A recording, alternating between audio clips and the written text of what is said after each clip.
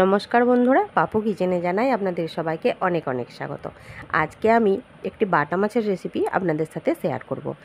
এই গরমে বন্ধুরা কম তেল মশলায় এই বাটা মাছের রেসিপিটি কিন্তু খুবই সুন্দর হয় খেতে।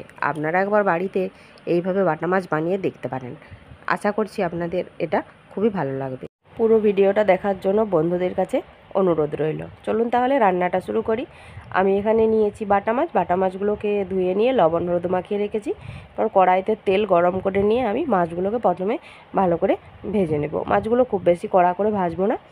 দেখুন এই রকম গোল্ডেন কালার হয়ে গেলে মাছগুলোকে তুলে নেব। এবার কড়ার মধ্যে খুব বেশি তেল নেই, ওর মধ্যে দিয়ে দিলাম শুকনো লঙ্কা আর সরষে ফোড়ন দিয়ে আমি বাটা পেঁয়াজটাকে ভালো করে ভেজে নিয়েছি। এবার দেখুন দিয়ে দিয়েছি একটুখানি রসুন বাটা। আমি খুব বেশি মশলা ব্যবহার করব না, আর দিয়েছি একটুখানি আদা বাটা। এবার একটুখানি হলুদ গুঁড়ো আর দিয়ে দেবো একটুখানি শুকনো লঙ্কার গুঁড়ো আর একটুখানি জিরের গুঁড়ো। সব কিছু গুঁড়ো মশলাও কিন্তু অল্প অল্পই দিয়েছি।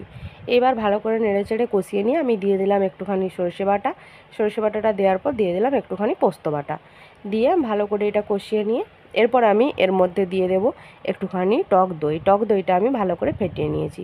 এবার আমি মশলাটা কষিয়ে নিয়ে এর মধ্যে দিয়ে দেবো কয়েকটা চেরা কাঁচা লঙ্কা দেওয়ার পর এবার আমি দিয়ে দেবো এর মধ্যে পরিমাণ মতো লবণ আর একটু অল্পখানি চিনি। টক মিষ্টি হওয়ার জন্য একটু অল্পখানি চিনি দিলাম। এটাতে তরকারিটা কিন্তু মিষ্টি হবে না বন্ধুরা, নুন ঝাল টক সবেরই ব্যালেন্সটা ঠিক থাকবে। এবার দিয়ে দিয়েছি একটুখানি জল।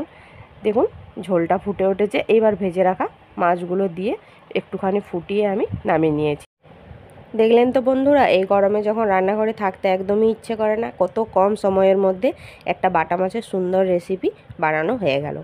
আপনারাও কিন্তু এই পদ্ধতিতে বানালে বাটা মাছটা খেতেও কিন্তু খুবই সুন্দর হবে আর একদম কম সময়ের মধ্যে এটা বানিয়ে ফেলতে পারবেন। আমার এই রেসিপিটি আপনাদের ভালো লেগে থাকলে আমার চ্যানেলটিকে লাইক ফলো ও বেশি বেশি পরিমাণে শেয়ার করে দেবেন।